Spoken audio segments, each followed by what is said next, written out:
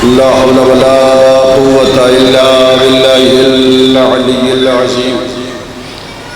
أعوذ بالله من الشيطان اللعين الرجيم.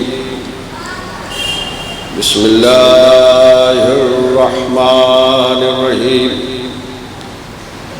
الحمد لله رب العالمين، والصلاة والسلام على أشرف الأنبياء والمرسلين وخاتم النبيين سيدنا ونبينا وشفيعنا طبيب نفوسنا وحبيب قلوبنا ومولانا بالقاسم محمد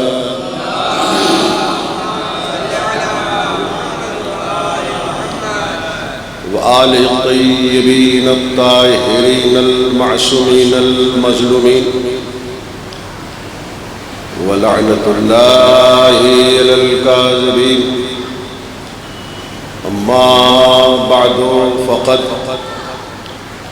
قال الله تبارك وتعالى في القرآن الحكيم: بسم الله الرحمن الرحيم. ثم أورثنا الكتاب الذين اصطفينا من عبادنا. صلوات محمد محمد وآل محمد.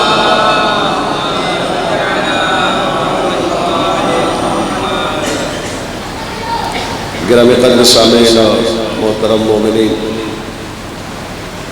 یہ مجلس چہلم ہے. شہناز فاطمہ جو زائرہ ہے، بنت منشی محمد موسیٰ مرحوم کی، ان کے ساتھ ساتھ ابو القاسم کربلائی مرحوم، ابن غلام مصطفیٰ کربلائی مرحوم، ام حبیبہ مرحومہ بنت نثار علی مرحوم، منشی محمد موسیٰ کربلائی مرحوم، ابن قربان علی مرحوم، رباب بانو مرحومہ بنت شہادت حسین مرحوم، اور جملہ مومنین و مومنات کے ایصال ثواب کے لیے سورہ حمد اور 3 مرتبہ سورہ توحید کی تلاوت کرنا ہے. بلند آواز سے صلوات پڑھنے کا ثواب حاصل کریں. محمد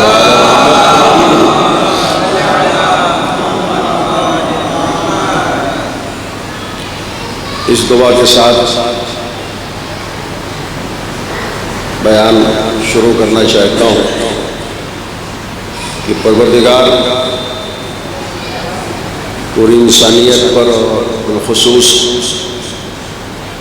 شیعہ اہل حیدر کرار پر بالاخص وطن عزیز کی سرزمین پر میرے کریم پروردگار بحق محمد وآل محمد علیہ السلام اپنی خصوصی برکتیں اور رحمتیں اور کرامتیں نازل فرما، اور تمام بلاؤں اور بیماریوں سے بالخصوص کرونا کی وبا سے تمام انسانیت کے ساتھ ساتھ بالاخص وطن عزیز کی سرزمین کی میرے اللہ حفاظت فرما. صلوات پڑھیں بر محمد وآل محمد.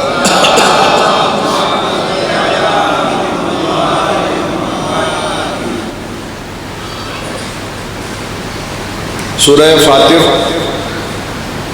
قرآن مجید کا 35واں سورہ، جس کی آیت نمبر 32 کی تلاوت کا شرف اور ثواب حاصل کیا گیا. آیت کے الفاظ ہیں: ثم اورثنا الکتاب الذین اصطفینا من عبادنا، یعنی ہم نے قرآن کا وارث اپنے بندوں میں سے انہیں بنایا ہے جنہیں ہم نے پہلے اصطفیٰ کیا، منتخب کیا. جن بندوں کو پہلے ہم نے چنا ہے انہیں کو قرآن کا وارث بنایا. ایک بات قرآن کے ان الفاظ سے طے ہو گئی کہ قرآن کے وارث کبھی بندوں کے چنے ہوئے نہیں ہوں گے، بلکہ اللہ کے منتخب کردہ ہی قرآن کے وارث ہوں گے۔ اور دوسری بات یہ کہ جو وارث قرآن ہوگا وہی وارث رسول بھی ہوگا۔ یہ دونوں وراثتیں الگ الگ نہیں ہیں کہ خلیفہ رسول کوئی اور ہو، وارث قرآن کوئی اور ہو۔ جو قرآن کا وارث ہے وہی رسول کا وارث ہے، جو رسول کا وارث ہے وہی قرآن کا وارث ہے۔ رسول کے وارث کے لیے عالم قرآن ہونا ضروری ہے، غور فرما رہے ہیں آپ؟ اسی لیے آپ اس بات کو باور کریں کہ جو رسول کا وارث ہوگا وہ کبھی جاہل نہیں ہوگا بلکہ عالم علم لدنی ہوگا۔ ارشاد ہوا سورہ نمل میں، قرآن مجید کا سورہ نمبر 27، اس کی آیت نمبر 49 کہ سلام علی عبادہ الذین اصطفیٰ، سلام ہے ان بندوں پر جو مصطفیٰ، جو چنے ہوئے، جنہیں اللہ نے چنا ہے، جو اللہ کے منتخب ہیں، ان پہ اللہ کا سلام ہے۔ اس آیت سے ایک بات طے ہو گئی کہ وارث قرآن ہمیشہ علیہ السلام ہوں گے، کبھی رضی اللہ نہیں ہوں گے۔ اور اب اس التزام کو دیکھیں کہ جب پروردگار عالم نے واضح طور پر یہ ارشاد فرما دیا کہ ثم اورثنا الکتاب الذی اصطفینا من عبادنا، ہم نے قرآن کا وارث اپنے بندوں میں سے بنایا ہے، اور جنہیں پہلے چنا ہے انہی کو قرآن کا وارث بنایا۔ تو اب ہر دور کے ہر مخالف قرآن کو قرآن کی مخالفت کرنے سے پہلے 100 مرتبہ یہ سوچنا چاہیے کہ قرآن کی مخالفت اسے راس نہیں آئے گی، اس لیے کہ قرآن لاوارث نہیں ہے۔ قرآن کے وارث موجود رہے ہیں ہر زمانے میں، اور آج بھی قرآن کا وارث غیب کے پردے میں موجود ہے، اس لیے کہ شیعہ سنی تمام کتابوں میں موجود ہے۔ نبی کی یہ حدیث کہ نبی نے غدیر کے میدان میں بھی ارشاد فرمایا، نبی نے اپنی وفات سے کچھ دیر پہلے بھی ارشاد فرمایا کہ بسم اللہ الرحمن الرحیم انی تارک فیکم الثقلین کتاب اللہ و عترتی اہل بیتی ما ان تمسکتم بہما لن تضلوا بعدی ولن یفترقا حتی یرد علی الحوض۔ یعنی میں تم میں 2 وزنی یا گرا قدر چیزیں چھوڑے جا رہا ہوں، ایک اللہ کی کتاب ہے، دوسرے میرے اہل بیت ہیں جو میری عطرت ہے۔ اہل بیت بھی کہا، عطرت بھی کہا، اس لیے کہ نگاہ رسالت دیکھ رہی تھی کہ کچھ لوگ کھینچتان کے اصحاب کو بھی اہل بیت میں شامل کریں گے، ازواج کو بھی اہل بیت میں شامل کریں گے، اس لیے رسول اللہ نے اہل بیتی بھی کہا، وعطرتی بھی کہا، یعنی اہل بیت غیر نہیں ہوں گے، میری اولاد میں سے ہوں گے۔ عطرتی اہل بیتی ما ان تمسکتم بہما لن تضلوا بعدی ولن یفترقا، یہ دونوں آپس میں کبھی جدا نہ ہو۔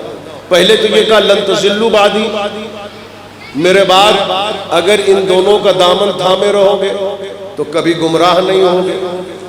یہ دونوں آپس میں کبھی جدا نہ ہوں گے۔ عام طور سے کسی کی جدائی کی حد قیامت قرار دی جاتی ہے، قیامت تک، مگر رسول نے اس سے بھی ماسوا کر دیا، کہا یہ کبھی بھی نہیں جدا ہوں گے، قیامت تو قیامت، حوض کوثر پر ہمارے ساتھ وارد ہوں گے قرآن اور اہل بیت۔ تو قرآن و اہل بیت میں کبھی جدائی نہیں ہوگی، ہر دور میں قرآن بھی ہوگا، ہر دور میں اہل بیت بھی ہوں گے۔ تو قرآن تو مسجدوں میں بھی ہے، مسلمانوں کے گھروں میں بھی ہے، ہر طاق پر موجود ہے، ہر لائبریری میں موجود ہے نا قرآن؟ تو اب نبی کو سچا جو بھی مسلمان سمجھتا کون مسلمان ہے جو کہے کہ نبی سچے نہیں ہیں؟ سچے ہیں تو ان کی صداقت پر اپنا اعتبار بھی تو ظاہر کرو۔ جب یہ مانتے ہو کہ قرآن ہے تو جس نبی نے کہا کہ ہر دور میں قرآن ہوگا، اسی نبی نے یہ کہا ہر دور میں میرے اہل بیت کی کوئی فرد بھی رہے۔ تو یہ 2021 کا جو اہل بیت کی فرد ہے، جو ہمارا آخری امام ہے، اسے مانو، اس پہ ایمان لاؤ۔ اب آپ ذرا سا یہ ملاحظہ فرمائیں کہ قرآن لا وارث نہیں ہے، قرآن کا وارث موجود ہے۔ وراثت قرآن کے لیے شرائط ہے، ہر شخص قرآن کا وارث نہیں ہو سکتا۔ سورہ رعد قرآن مجید کا سورہ نمبر 13 ہے، اس کی آیت نمبر 31، اس میں قرآن کے وارث ہونے کا جو معیار اللہ نے بتایا وہ یہ ہے کہ سیرت بہ الجبال، قرآن کا وارث وہ ہوگا جو چاہے تو پہاڑ ٹل جائے۔ قطعت بہ الارض، قرآن کے وارث وہ ہوں گے جو زمین کو چشم زدن میں طے کر لے۔ قرآن کے وارث وہ ہوں گے جو کلما بہ الموتا، جو مردے سے بھی تکلم کی صلاحیت رکھتے ہیں۔ یہ قرآن ہے، قرآن کا تیور دیکھا۔ سیرت بہ الجبال، قرآن کے وارث وہ ہوں گے جبال، جبل، جبل مانے پہاڑ، جس کی جمع ہے جبال۔ وارث قرآن وہ ہوں گے کہ جو چاہے تو پہاڑ اپنی جگہ سے کھسک جائے، ہٹ جائے۔ تو بزرگان محترم، یہ جو کعبے کی دیوار تھی یہ مٹی سے بنی نہیں، یہ گارے سے نہیں بنی، یہ جو پہاڑ کے چھوٹے چھوٹے پتھر کے ٹکڑے تھے نا، اس سے کعبے کی دیوار بنی۔ وارث قرآن حضرت علی ابھی شکم مادر میں ہے، مگر دیوار کعبہ میں در بنا کے بتایا ہمیں کچھ اور نہ سمجھنا، ہم وارث قرآن کی حیثیت سے کعبے میں آ رہے ہیں۔ اور اب کوئی بہت بڑا پہاڑ تو اہل بیت نے نہیں ہٹایا، لیکن بہرحال 24 ذی الحجہ کو نصارائے نجران کے علماء نے اور ان کی ہائی اتھارٹیز نے اپنی قوم سے یہ کہا کہ ان سے مباہلہ ہرگز نہ کرنا، اس لیے کہ آج محمد ایسے سچوں کو لائیں کہ پہاڑ اپنی جگہ سے نہیں ہٹا کر، مگر یہ چاہے تو پہاڑ اپنی جگہ سے ہٹ جائے۔ غور کر رہے ہیں؟ تو یہ وارث قرآن کی ایک بڑی نمایاں شان ہے جس کا ذکر قرآن میں۔ اور پھر ارشاد ہوا کہ وارث قرآن وہ ہوگا قطعت بہ الارض، جو زمین کے فاصلے کو سمیٹ پلک جھپکتے ہی سینکڑوں کلومیٹر کی مسافت کو طے کر لے۔ کون ہے وارث قرآن؟ کس نے طے الارض کیا؟ تو بزرگان محترم، نبی خیبر میں ہے، مدینے سے خیبر کا فاصلہ 85 کلومیٹر ہے کم و بیش۔ 39 دن تک خیبر فتح نہیں ہوا، تب اعلان کیا نبی نے کہ لَأُعْطِيَنَّ الرَّایَةَ غَدًا رَجُلًا کِرَارًا غَیْرَ فَرَّارٍ يُحِبُّ اللَّهُ وَرَسُولُهُ يُحِبُّ اللَّهُ وَرَسُولُهُ لَن يَرْجَعَ حَتَّى يَفْتَحِ اللَّهُ عَلَى يَدَيْهِ۔ کل میں علم ایسے مرد کو دوں گا جو کرار ہوگا، غیر فرار ہوگا، محب خدا ہوگا، محب رسول ہوگا، محبوب خدا ہوگا، محبوب رسول ہوگا، اس وقت تک پلٹے گا نہیں جب تک خدا اس کے دونوں ہاتھوں پر فتح نہ دے دے۔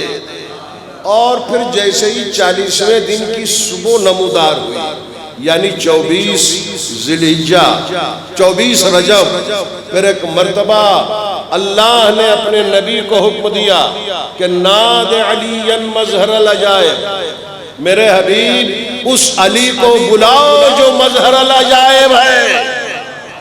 کبھی آپ نے غور کیا کہ یہ جو ناد علی ہے نہ یہ قرآن کی آیت ہے نہ یہ عام حدیث ہے، بلکہ حدیث قدسی ہے۔ قرآن وہ ہوتا ہے کہ جس میں الفاظ بھی اللہ کے ہوں اور مفہوم بھی اللہ کا ہو اور معجزے کے طور پر پیش کیا گیا ہو۔ وہ ہے قرآن۔ حدیث قدسی کسے کہتے ہیں؟ حدیث قدسی اسے کہتے ہیں جس میں الفاظ بھی اللہ ہی کے ہوں، مفہوم بھی اللہ ہی کا ہو، مگر اسے معجزے کے طور پر نہ پیش کیا گیا ہو، وہ ہے حدیث قدسی۔ حدیث کسے کہتے ہیں؟ حدیث اسے کہتے ہیں کہ جس میں مفہوم تو اللہ کا ہو، الفاظ معصومین اور رسول کے ہوں، اسے کہتے ہیں حدیث۔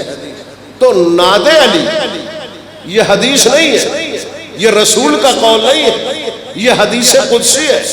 اللہ نے اپنے حبیب سے کہا میرے حبیب تم علی کو بلاؤ جو مظہر ہے عجائبات کا، تو ہمارا یا علی مدد کہنا یہ ہماری کوئی ایجاد نہیں ہے، یہ حکم خدا بھی ہے، سیرت رسول بھی ہے۔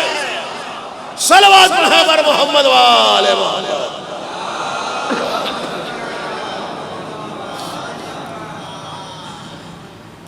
تو اب آپ تاریخی حقائق کی روشنی میں یہ جانیں کہ جیسے ہی نعت علی کا نزول ہوا اور مدینے کی طرف نبی نے رخ کیا اور حضرت علی کو آواز دی، تو یہ بات بہت واضح ہے ہمارے مومنین پر کہ خود جناب قمبر بھی پہلے سے خیبر میں نہیں تھے۔ وہ تو جب حضرت علی مدینے سے چلے ہیں نا تو پھر ہم رکاب ہو گئے، اور ادھر نعت علی کے الفاظ ختم ہو رہے تھے، ادھر خیبر میں علی آ پہنچے۔ اسی کو کہتے ہیں قطعت بہل عرض، جو زمین کے فاصلوں کو چشم زدن میں طے کرے وہ ہوتا ہے قرآن کا وارث۔ اور یہ نمونہ مولا کائنات نے پیش کر کے یہ بتایا، رسول کی وفات کے بعد قرآن کی وراثت خلافت میں نہ تلاش کرنا، ولایت میں ڈھونڈنا۔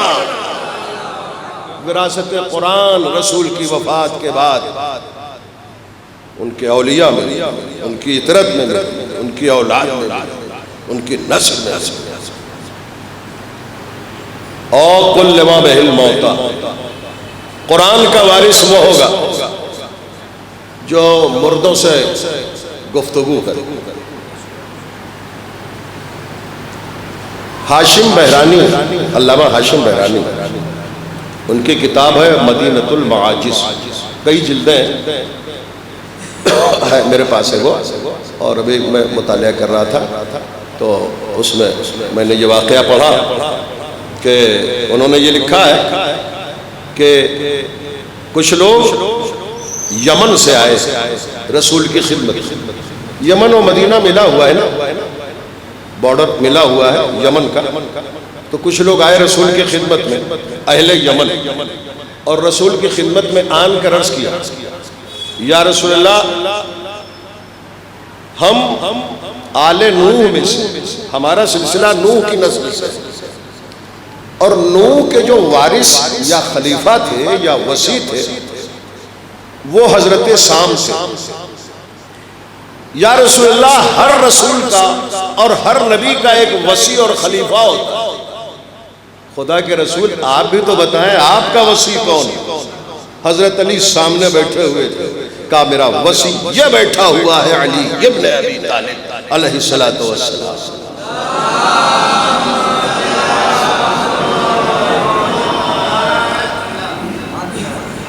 تو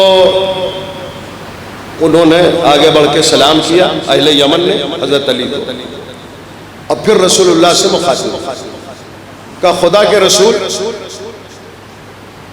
کیا آپ کا وصی جو ہمارے سامنے تشریف فرما حضرت علی بن ابی طالب علیہ السلام، وہ ہمارے وصی حضرت ہمارے نبی کے وصی حضرت سام بن نوح سے گفتگو کرا سکتا ہے؟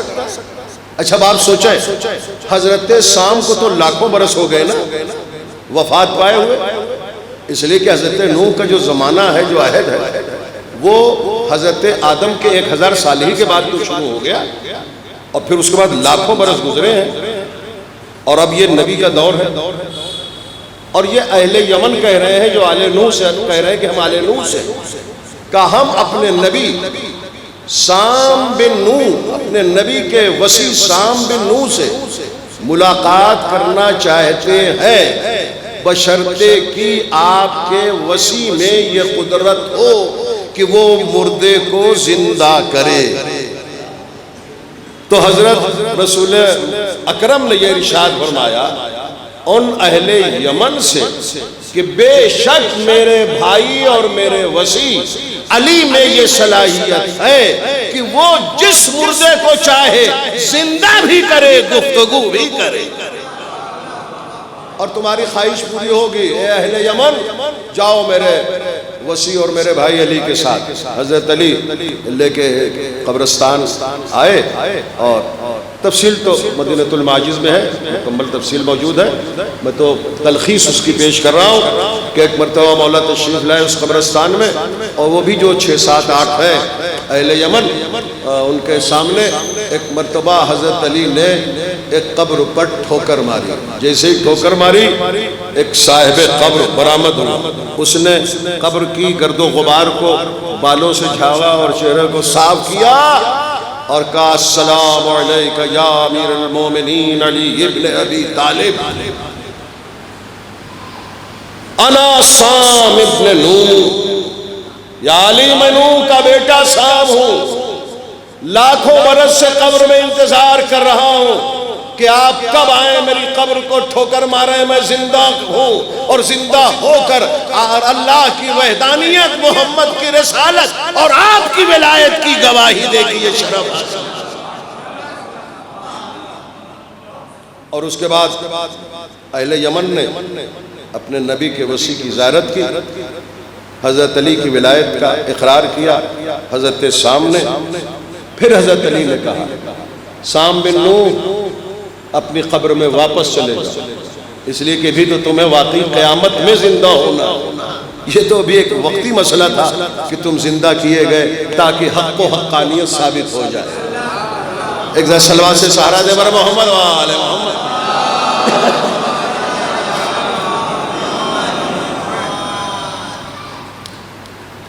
شکر گزار ہوں آپ حضرات کی توجہات کا۔ تو گفتگو ہے اور عنوان ہے وارث قرآن، اور یہ عنوان اس لیے طے کیا گیا ہے تاکہ جو قرآن کے مخالفین ہیں وہ عقل کے ناخن لیں اور قرآن پر کبھی بھی اپنی دیوانگی کے تحت کوئی حرف زنی نہ کریں، یہ سوچ کے کہ جو چیز لاوارث ہوتی ہے اسے تو نقصان پہنچایا جا سکتا ہے، لیکن جن کے اتنے مضبوط قرآن کے وارث ہوں اس کا کبھی بال بیکا بھی نہیں ہو سکتا۔ ہر عہد میں، ہر زمانے میں قرآن کی مخالفت کی گئی، قرآن کی دشمنی کی گئی، مگر قرآن آن بان شان کے ساتھ کل بھی تھا، آج بھی ہے، قیامت تک رہے گا۔ قرآن اسی طرح سے رہے گا جس طرح سے حیات رسول میں تھا، ہر امام کے دور میں تھا۔ 1400 برس سے یہ قرآن پروان چڑھتے ہوئے آج ہمارے پاس ہے، اور اسی طرح قرآن قیامت تک اپنی پوری جلوہ سامانیوں کے ساتھ اور ہدایتوں کے تیور کے ساتھ جاری و ساری رہے گا۔ قرآن کے ایک حرف کو بھی کبھی کوئی نقصان نہیں پہنچا سکتا، اس لیے کہ نقصان اس چیز کو پہنچایا جا سکتا ہے جس کا کوئی وارث نہ ہو، یا وارث ہو مگر کمزور ہو۔ قرآن کا وارث تو اتنا طاقتور ہے کہ جو چاہے تو اپنی ایک انگشت مبارک سے پوری کائنات میں انقلاب پیدا کرے۔ تو جہاں وراثت قرآن اتنے طاقتور ہاتھوں میں ہو وہاں قرآن کو کبھی کوئی غزن نہیں پہنچا سکتا۔ ہاں کوئی پاگل، کوئی دیوانہ، کوئی ذہنی ظالم یا واقعی ظالم اپنے ذام ناقص میں یہ سوچے کہ ہم قرآن کو نقصان پہنچا رہے ہیں، تو یہ اس کے جہنمی ہونے کی بھی علامت ہے اور پاگل ہونے کی بھی علامت ہے۔ قرآن پر کوئی حرف نہیں ہے۔ آپ دیکھیں نا ولید کا نام کس نے نہیں سنا؟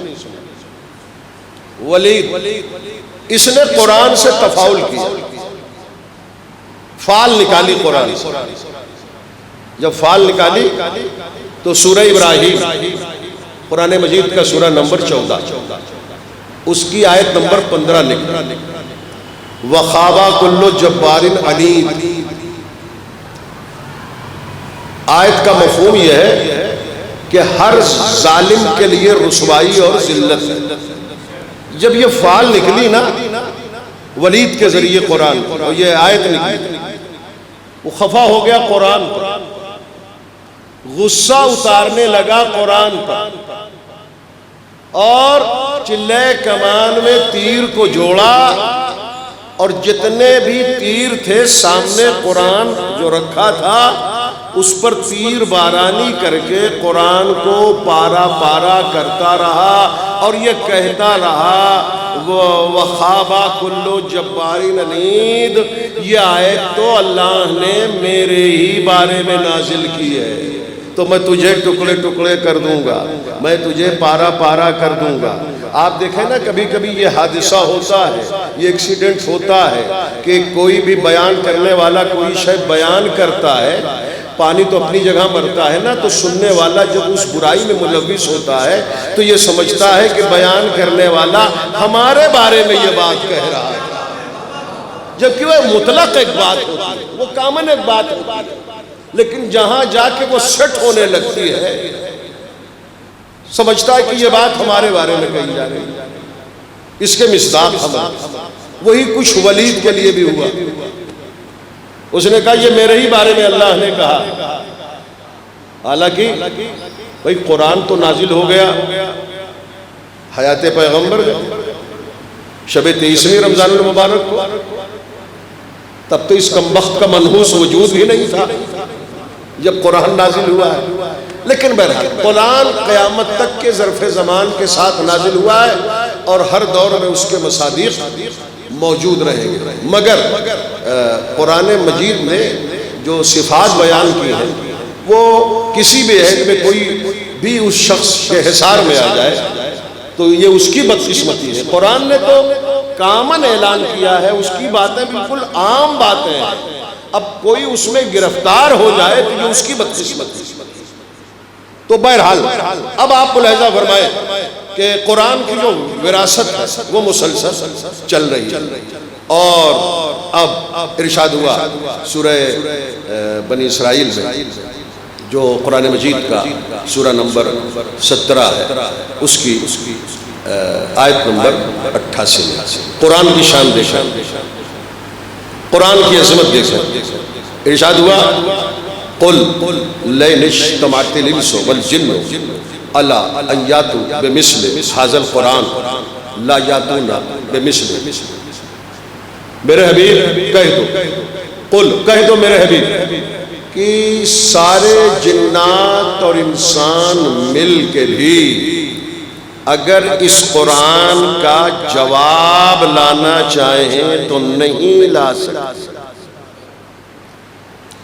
کچھ موڈ بنا ہے میرے وطن کے عزیز ترین سامعین، قُلْ لَئِنِ اجْتَمَعَتِ الْإِنسُ وَالْجِنُّ، یہ سارے جنات اور انسان مل کے بھی، ارے جنات کا کہیں کوئی شمار ہے؟ کتنے کروڑ ہیں، ارب ہیں، کھرب ہیں؟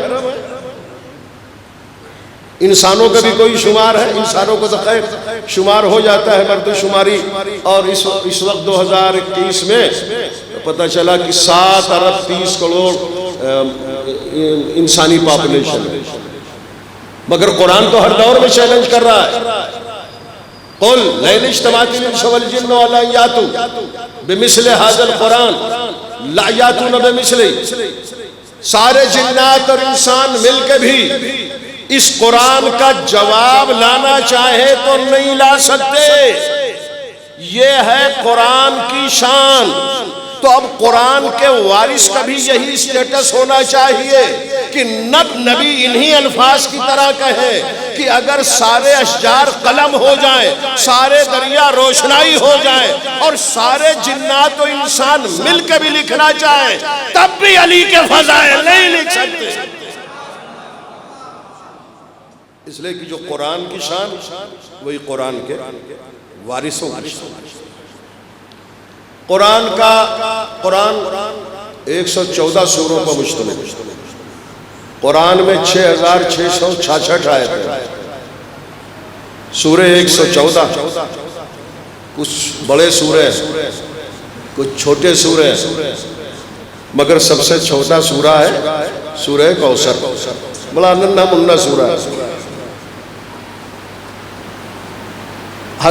عرب کے ماہرین فن کو چیلنج کرتے ہوئے خانہ کعبہ کے صدر دروازے پر آویزہ کیا گیا یہ سورہ کوثر, اور چیلنج ہوا کہ بھائی یہ تو کوئی بڑا سورہ نہیں ہے, 3 آیتوں پر مشتمل یہ سورہ ہے, لے آؤ اس کا جواب, سورہ کوثر کا جواب لے آؤ. ایک زمانہ گزر گیا, پورے عرب مل کے بھی سورہ کوثر کا جواب نہیں لا سکے, بلکہ اس کے نیچے ماہرین فن کی ہائی اتھارٹیز نے اور ذمہ داروں نے یہ لکھا ما ھذا کلام البشر, یہ تو کسی بشر کا کلام ہی نہیں ہے اور ہم اس کا جواب نہیں لا سکتے. اب خطابت کا جملہ ہم روک بھی نہیں سکتے, جب پورے عرب مل کے سورہ کوثر کا جواب نہیں لا سکتے تو ساقی کوثر کا جواب کیا لائے گا؟ تو نہ قرآن کا جواب ممکن ہے, نہ وارث قرآن کا جواب ممکن ہے. قرآن کی شان یہ ہے کہ سارے جنات و انسان مل کے بھی قرآن کا جواب نہیں لا سکتے. قرآن بہت ٹھوس ہے, قرآن بہت وزنی ہے. ہر دور اور ہر زمانے میں کچھ پاگل پیدا ہوتے رہے کہ جنہوں نے قرآن کو مشکوک کرنے کی کوشش, قرآن پر حرف زنی کی, مگر ہر مخالف قرآن, ہر دور کا ہر مخالف قرآن اپنی قبروں کے جہنم میں پہنچ گیا, مگر قرآن اپنی شان لیے ہوئے کل بھی باعظمت تھا, آج بھی باعظمت ہے, کل بھی باعظمت رہے. قرآن کی عظمت کو کوئی متاثر نہیں کر سکتا, قرآن کو کبھی کوئی چیلنج نہیں کر سکتا. اس لیے کہ قرآن کے لیے ارشاد ہے قرآن اِنَّا نَحْنُ نَزَّلْنَا الذِّكْرَ وَإِنَّا لَهُ لَحَافِظُونَ, ہم نے اس قرآن کو نازل کیا اور ہم اس کی حفاظت کرنے والے. حفاظت قرآن اللہ نے کمزور ہاتھوں میں نہیں دی ہے, طاقتور ہاتھوں میں دی. اس لیے قرآن پر کبھی کوئی آفت نہیں آ سکتی, قرآن کو کبھی کوئی نقصان نہیں پہنچا سکتا. اب اگر اللہ کی حفاظت کمزور ہو جائے, خدا نہ خواستہ, تبھی قرآن پر حرف آ سکتا ہے. اس سے زیادہ طاقتور کون ہے؟ اس کا تو ایک نام ہی ہے قوی, یا قوی ہو, ہے نا, اس سے زیادہ طاقتور کون؟ وہ تو علی کل شیء قدیر. کبھی کبھی آپ سوچتے ہو کہ جھلا کے کسی کے لیے, یار یہ اتنا ادھم مچایا ہے, اتنا بوال کیے ہے, اتنا زیادہ تنگ کر رہا ہے, اتنا زیادہ گمراہ ہوتا جا رہا ہے, اور اتنا زیادہ یہ ہوتا جا رہا ہے, اور اللہ کوئی نوٹس نہیں لے رہا ہے. تو اللہ کے ہاں جلد بازی نہیں ہے بھائی. اسی لیے تو مولا علی نے دعائے کمیل میں ارشاد فرمایا کہ لا یمکن الفرار من حکومتک, پروردگار تیری حکومت سے کون فرار اختیار کر سکتا ہے؟ جلدی اسے ہوتی ہے جس کے لیے مجرم کے ہاتھ سے نکل جانے کا خطرہ ہوتا ہے. اللہ کو اس طرح کا کوئی خطرہ نہیں ہے بھائی. اس نے تو نمرود جو اللہ کے مقابل میں خدائی کر رہا تھا, 400 سال کی زندگی, میرے اللہ کیا ضرورت تھی کہ تو اپنے دشمن کو 400 سال کی زندگی, یہ تیرے مومن بندے 60-70 سال میں اللہ کو پیارے ہو جاتے ہو, تجھے اپنے پاس بلا لیتا. اور یہ جو تیرا کٹر دشمن ہے نمرود, ارے نمرود ہی کو, فرعون, حامان,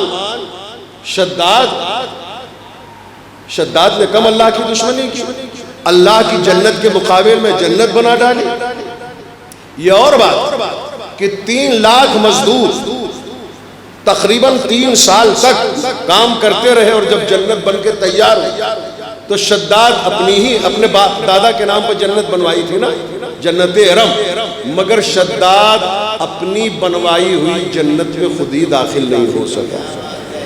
جیسے ہی پہلا قدم رکھا نا شداد نے، ویسے ہی اللہ نے حکم دیا ملک الموت کو، دیکھو ملک الموت، مجھے اللہ کا فیصلہ یہ ہے کہ یہ پہلا قدم تو رکھ لے مگر دوسرا قدم نہ رکھنے پائے کہ اس کی روح قبض کرو.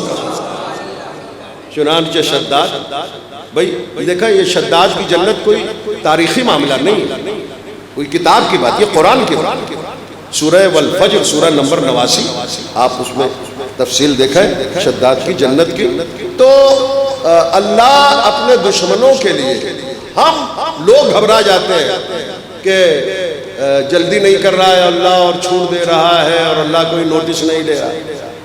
ہوتا رہا ہے نا، جیسے صدام کے لیے کم وقت اتنا ظلم کر رہا ہے، اتنی زیادتی کر رہا ہے، اتنا مزارات کو نقصان پہنچا رہا ہے، تو ہم بے چین تھے کہ پروردگار عالم جلدی سے اس کا ٹیٹوا کیوں نہیں دبا دیتا، کسی کو کیوں نہیں بھیج دیتا، کم وقت یہ واصل جہنم ہو، جلدی سے نجات لے. اللہ کی وسیع تر پالیسی یہ ہے کہ وہ دشمن کو موقع دیتا ہے تاکہ اور گناہ اکٹھا ہو جائے. بھئی اسی لیے تو شہزادی زینب نے شام کے دربار میں دنیا کے سب سے بڑے دہشت گرد اور ظالم یزید کو خطاب کر کے کہا تھا، یزید جسے تو حکومت سمجھ رہا ہے یہ حکومت نہیں، یہ مہلت ہے. اور فرما رہے ہیں آپ ظالموں، تو اللہ جب کسی کو مہلت دے رہا ہو تو یہ ہمارے ایمان کا تقاضا تو ہے کہ ہم کو لگتا ہے کہ ہم اسے برداشت نہ کریں، مگر اس کی وسیع تر حکمت، مصلحت، تدبر قدرت وہ رسی کو ڈھیلی رکھتا ہے، بہت جلدی نہیں کھینچتا. تو بہرحال لیکن یہ ہمارا فریضہ کہ کسی بھی دور کا چاہے دشمن اہل بیت ہو یا دشمن قرآن، اس پہ لعنت بھیجنا بہت بڑا ثواب ہے، اس کو جان لیجیے. اس سے نفرت کرنا عبادت ہے، تو نفرت عبادت سمجھ کے، لعنت عبادت سمجھ کے یاد رکھیں محمد و آل محمد پر صلوات کا بہت بڑا مرتبہ ہے.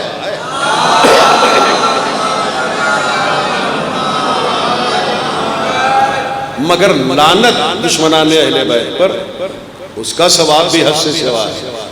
اس لیے دونوں چیزیں ہمیں پیش نظر رکھنا ہے. تو بزرگان محترم آپ دیکھیں قرآن کی جو وراثت ہے.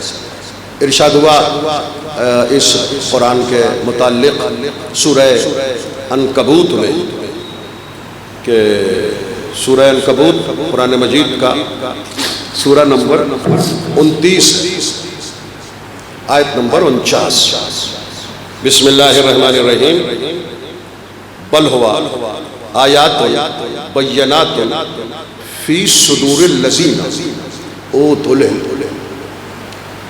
بڑے سکون سے آپ سن رہے ہیں، میں سکون سے آیت کو ایک مرتبہ اور پڑھنا چاہتا ہوں تاکہ قرآن فہمی کا ذوق اور شوق بھی پیدا ہو اور آپ الفاظ آیت کی گہرائی اور گہرائی تک پہنچ سکیں. بسم اللہ الرحمن الرحیم. بل ہوا آیات بینات فی صدور الذین اوتوا العلم.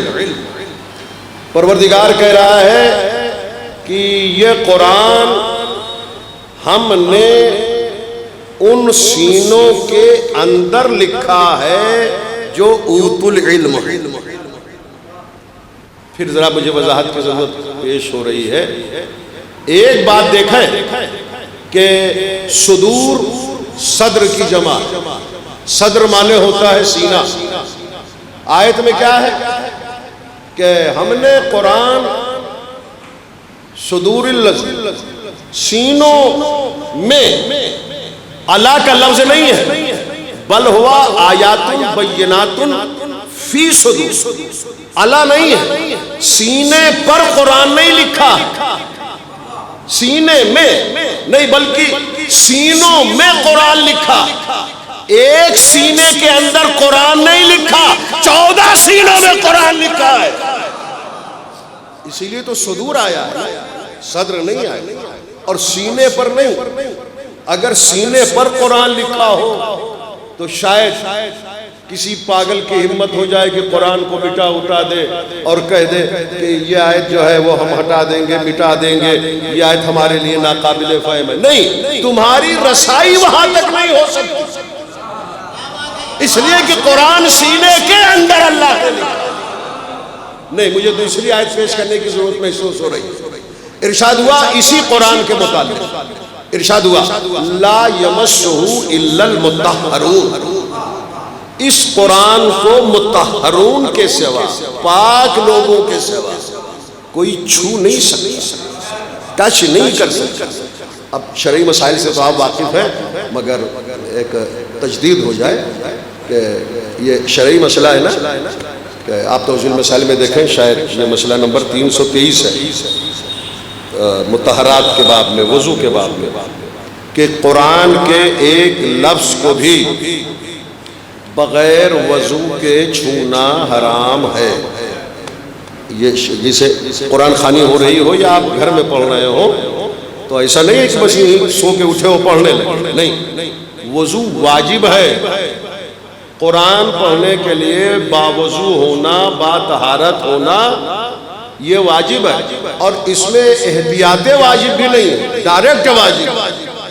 غور کر رہے ہیں آپ، قرآن جب پڑھنا ہو تو قرآن کے الفاظ، خود قرآن اپنے وجود میں اتنا طاہر و اطہر و مطہر ہے کہ بغیر طہارت کے قرآن کو چھو نہیں سکتے، بھیا چھو نہیں سکتے۔ قرآن اتنا طاہر ہے کہ مس نہیں کر سکتے بغیر طہارت کے۔ خدا جانے اللہ نے ان سینوں کو کتنا طاہر بنایا جن کے اندر قرآن نازل کیا۔ ایک صلوات پڑھے بر محمد وآل محمد۔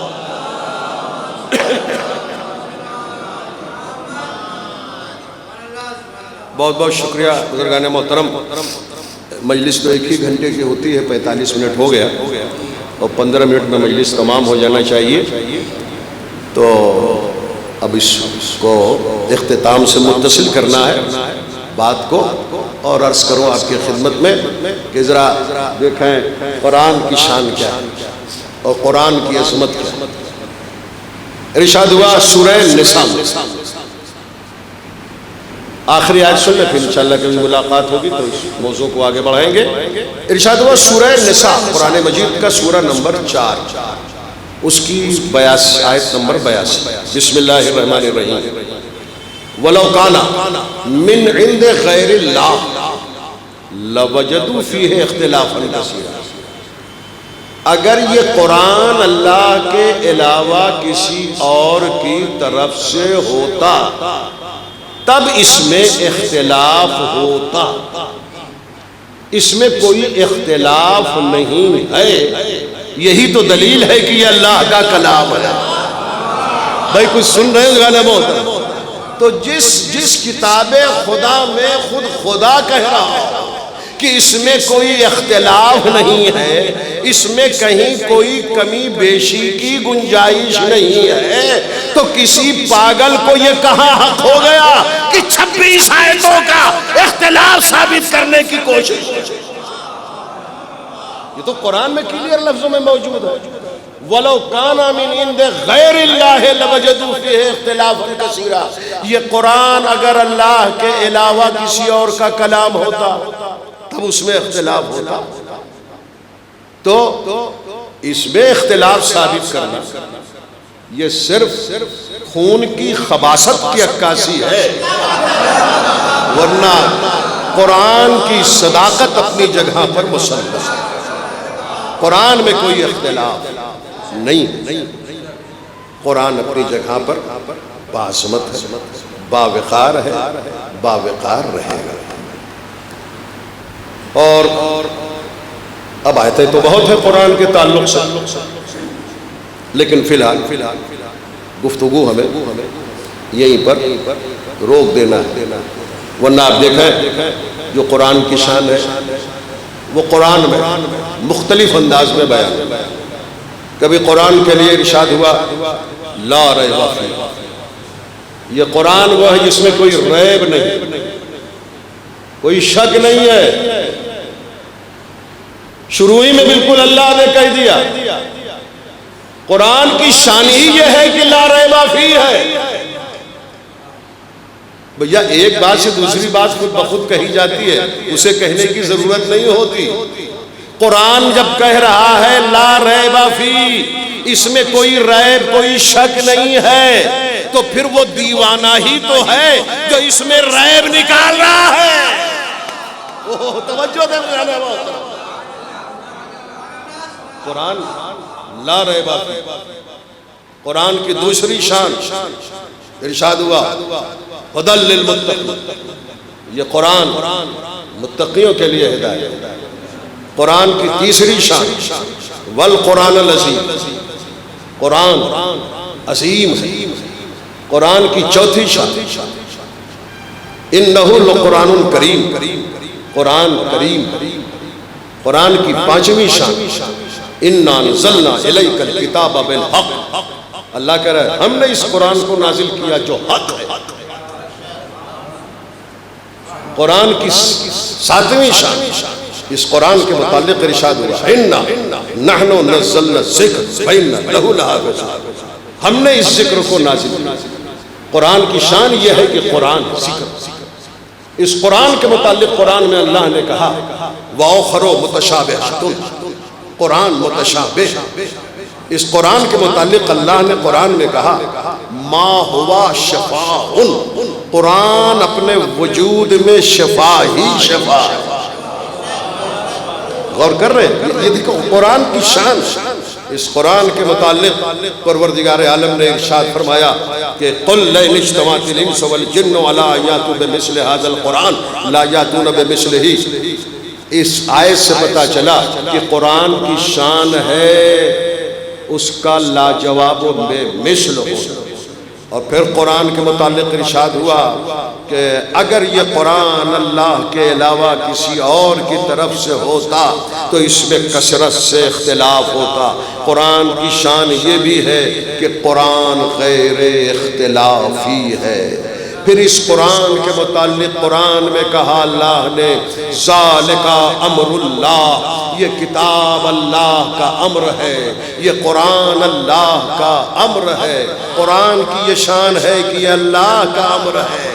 اور پھر اس قرآن کے متعلق ارشاد ہوا اللہ کا کہ من بعد ما جاءک من العلم فقل تعالوا ندعو ابنانا وابناکم ونسانا ونساکم وانفسنا وانفسکم ثم نبتہل فنجعل لعنت اللہ للکاذبین.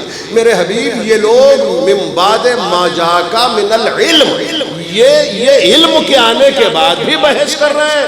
یہاں علم سے مراد قرآن ہے، یعنی قرآن کے آنے کے بعد بھی یہ وحدانیت کو نہیں سمجھ رہے ہیں تو ان سے کہو کہ یہ مباہلہ ہے.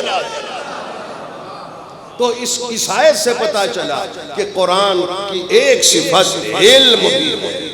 قرآن لا ریب فیہ ہے، قرآن ہدی للمتقین ہے، قرآن غیر اختلافی ہے، قرآن بے مثل ہے، قرآن امر ہے، قرآن عظیم ہے، قرآن کریم ہے، قرآن غیر اختلافی ہے، قرآن امر ہے، قرآن متشابہ ہے، قرآن شفا ہے، قرآن عظیم ہے.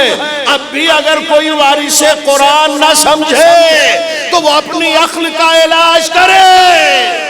بھئی قرآن کی انہی صفتوں سے، قرآن کے انہی ناموں سے تو وارث قرآن بھی طے ہو جاتے ہیں. قرآن لا ریب فیہ ہے تو وارث قرآن بھی لا ریب فیہ ہوں گے. قرآن ہدی للمتقین ہے، وارث قرآن امام المتقین ہوں گے. قرآن ذکر ہے، وارث قرآن اہل ذکر ہوں گے. قرآن عظیم ہے، وارث قرآن علی العظیم ہوگا. قرآن امر ہے، وارث قرآن اولی الامر ہوں گے. قرآن متشابہ یعنی مشکل ہے، وارث قرآن مشکل کشا ہوں گے. قرآن شفا ہے، وارث قرآن بھی وہ ہوں گے جن کی خاک قبر خاک شفا بن جائے.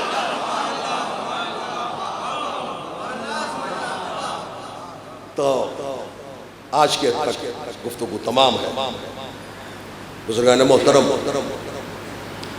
تو میں نے قرآن کی یہ شان اس لیے پیش کی، خود قرآن ہی کہ ہمیں اطمینان ہے کہ قرآن کا محافظ وہ ہے جس کے ہاتھ بڑے مضبوط ہیں،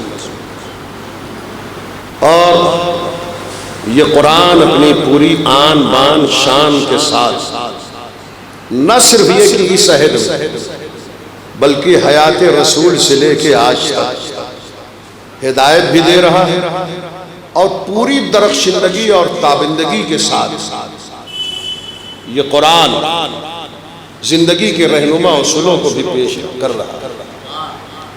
ہر دور اور ہر زمانے میں کچھ سرپھرے نکلے کہ جنہوں نے قرآن کی مخالفت بھی کی. مخالفت قرآن کس عہد میں نہیں ہوئی، کس زمانے میں نہیں ہوئی.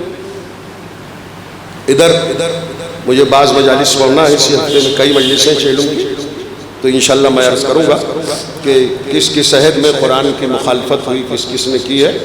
اور میں تو اسی مجلس میں چاہ رہا تھا کہ تفصیل پیش کرتا اسحاق کندی کی، جس نے 2 قرآن لکھے تھے.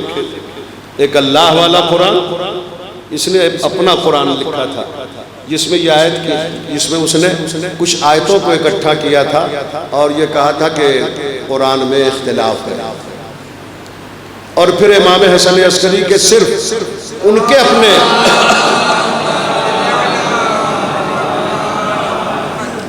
شاگرد کے بھیجے ہوئے ایک سوال پر اس کی 6 سال کی محنت برباد ہو گئی. انشاءاللہ آپ سنیں گے، ہے نا. اسحاق کندی 11ویں امام کا عہد تھا، اور اس نے تاریخ میں تو یہ اس نے کھانا پینا چھوڑ دیا تھا بھائی، بالکل ہی بہت کم سوتا تھا، اور وہ آیتوں کا ٹکراؤ ثابت کرنے کے لیے پوری کتاب مرتب کی. اب میں واقعہ تو کبھی پیش کروں گا، مگر ایک نمونہ سن لیں. قرآن میں ایک جگہ ہے والوزن یومئذ الحق، ہے نا قرآن میں، والوزن یومئذ الحق، آج کے دن اعمال کا تولا جانا حق. مگر اسی قرآن میں ہے فلا نقیم لهم یوم القیامت وزنا، ہم آج ان کے اعمال کے تولنے کے لیے کوئی میزان نہیں قائم کر رہے. ایک جگہ خدا کہہ رہا ہے وہ اعمال تولے جائیں گے، دوسری جگہ کہہ رہا ہے نہیں تولے جائیں گے. تو اب چونکہ ایک بڑی تفصیلی گفتگو ہو جائے گی اور پھر وقت اجازت نہیں دے رہا، لیکن یہ کہ میں نے ایک اشارہ دے دیا، انشاءاللہ پھر ملاقات ہوگی آپ سے تو یہ گفتگو گزارش کی جائے گی. ایک ذرا صلوات کا ثواب حاصل کریں بر محمد وآلہ.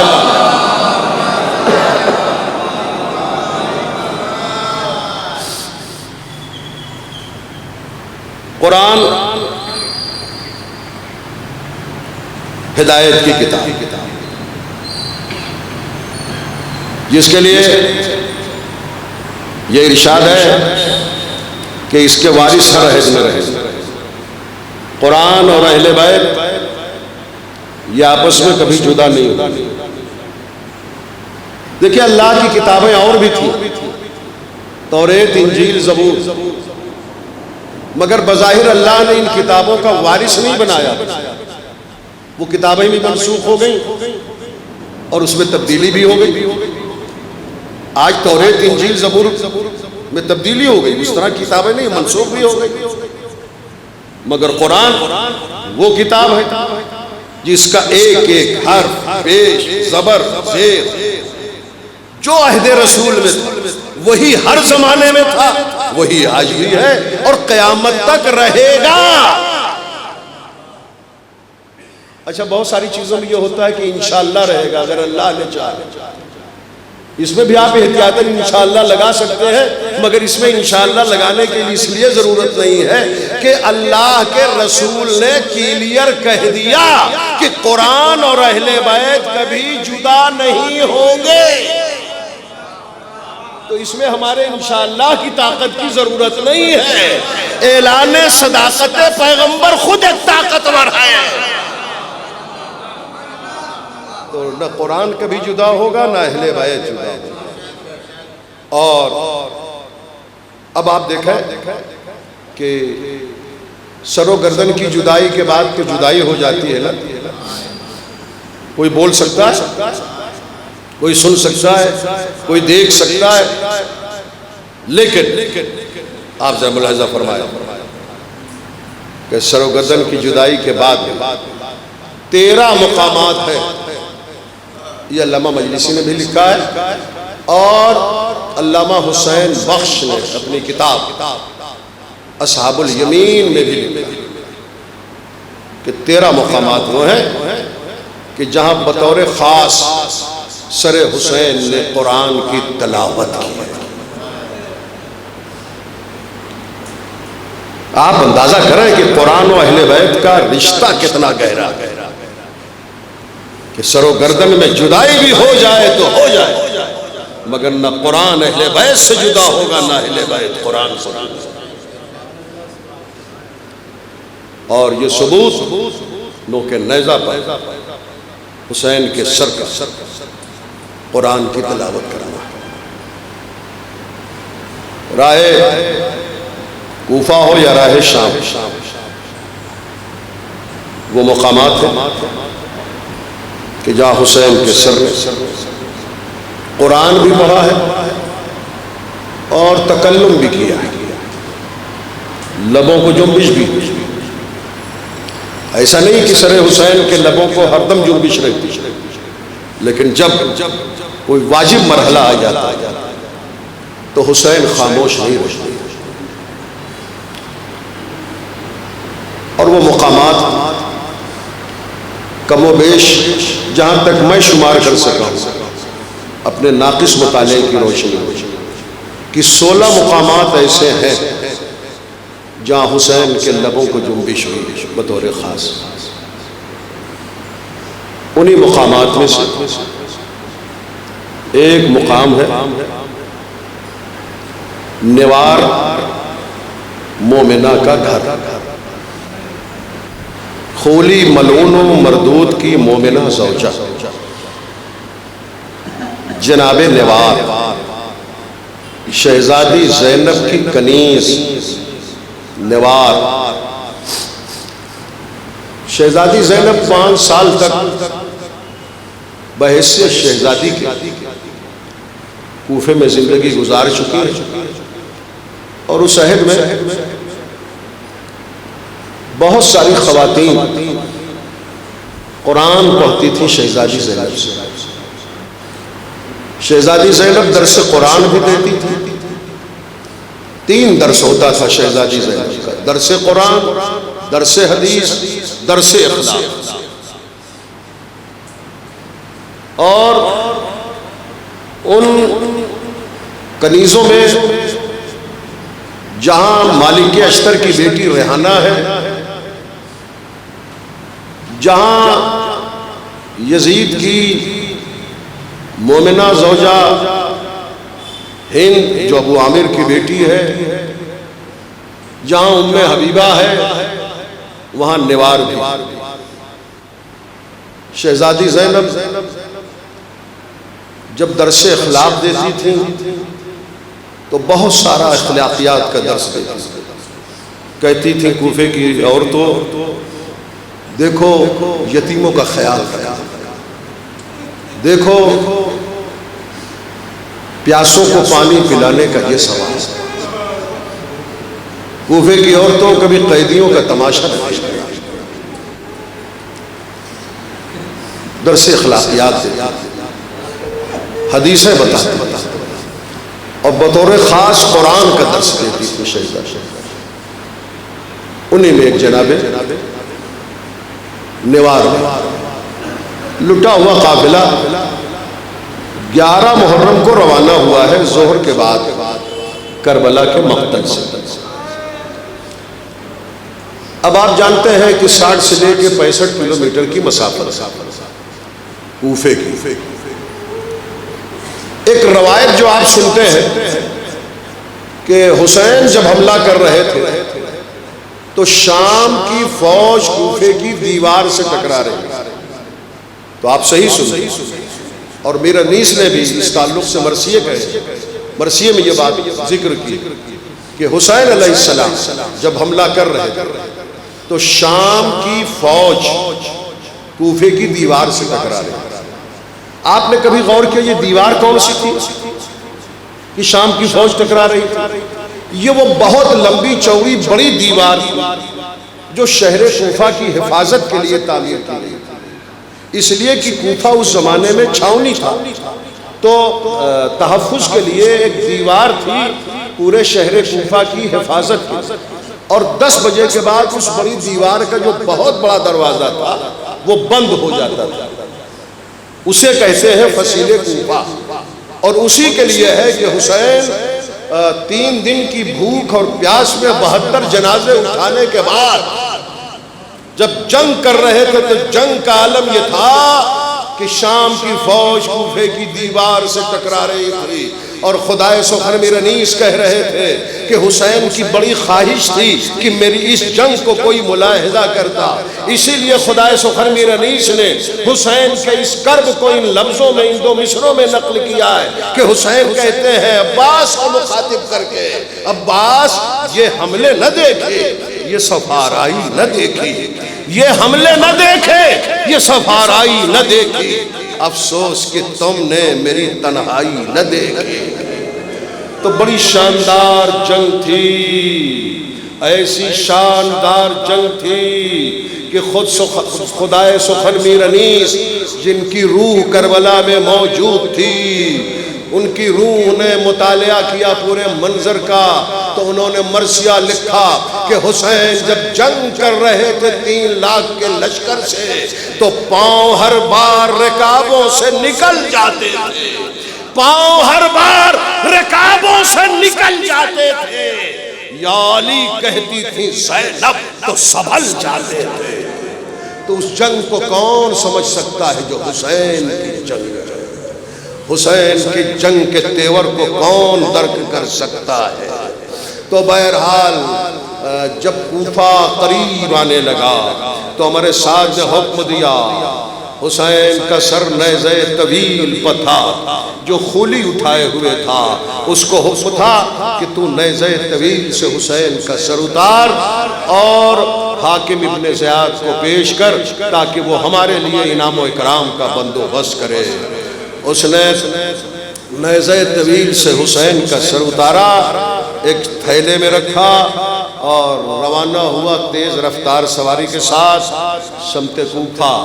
اور جب روانہ ہوا تو اسے پہنچ جانا چاہیے تھا 10 بجے سے پہلے رات میں، مگر نہ جانے جانور کمزور ہو گیا یا کیا دقت آئی، وہ پہنچ نہ سکا.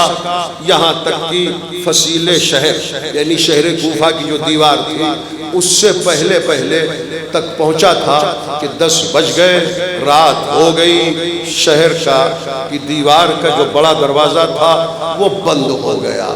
اب خولی پریشان ہے کہ میں حسین کا سر لے کے کہاں جاؤں، کبھی ادھر جاتا ہے کبھی ادھر جاتا ہے.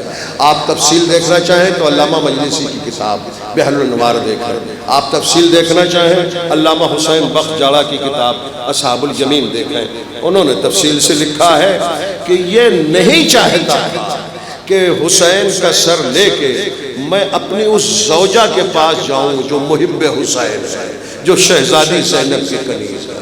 وہ تو اپنی اس زوجہ کے پاس جاتا کہ جس کا مکان ابن زیاد کے دارالامارہ کے قریب ہی تھا، مگر جب فصیل شہر کا دروازہ بند ہو گیا تو اب خولی پریشان ہے کہ میں یہ سر لے کے کہاں جاؤں.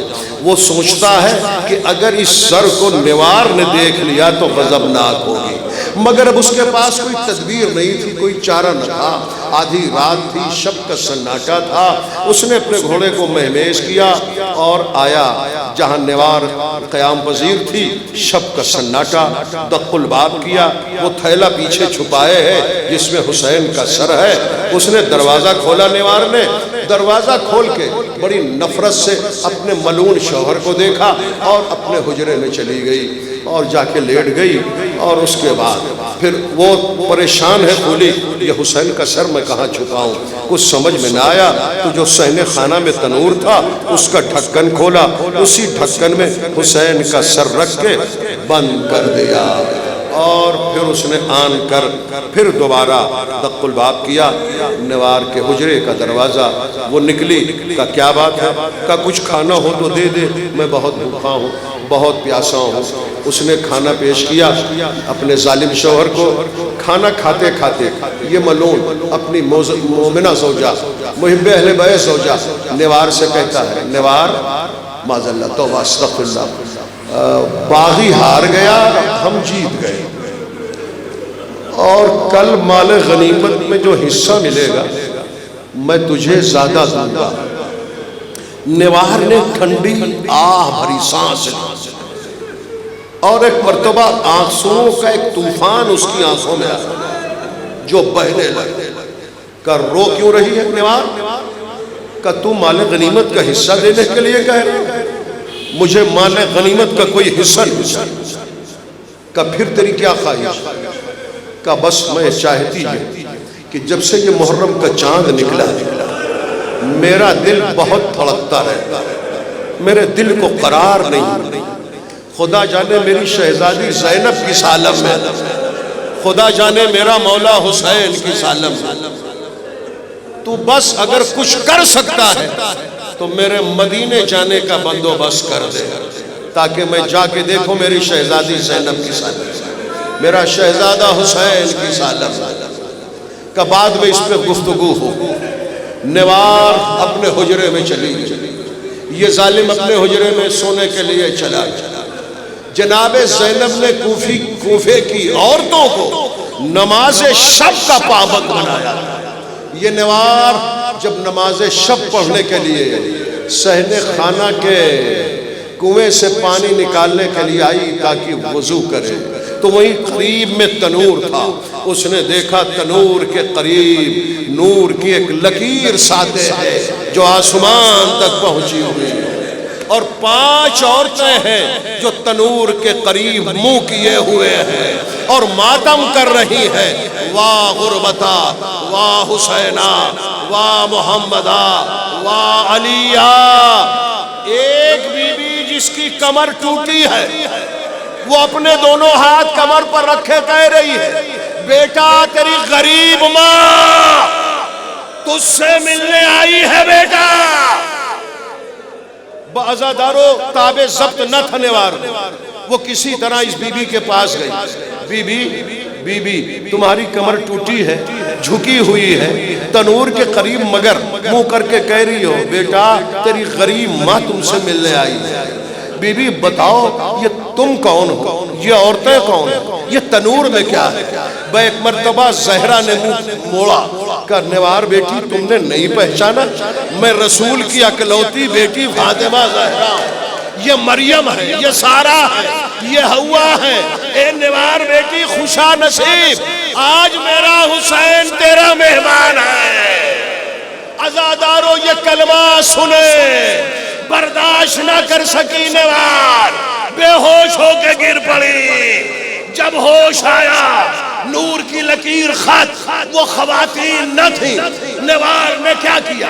آستین سمیٹی، تنور میں اپنا ہاتھ ڈالا، اب جو ہاتھ ڈالا حسین کا سر ملا، اپنے ہاتھ پر رکھا، رومال سے گرد و غبار صاف کیا۔ نوار نے روتے ہوئے کہا السلام علیکہ یا ابا عبداللہ، السلام علیکہ یا ابن رسول اللہ۔ حسین کے لب ہلے، نوار بیٹی غریب زہرا بھی تمہیں سلام کہتا ہے۔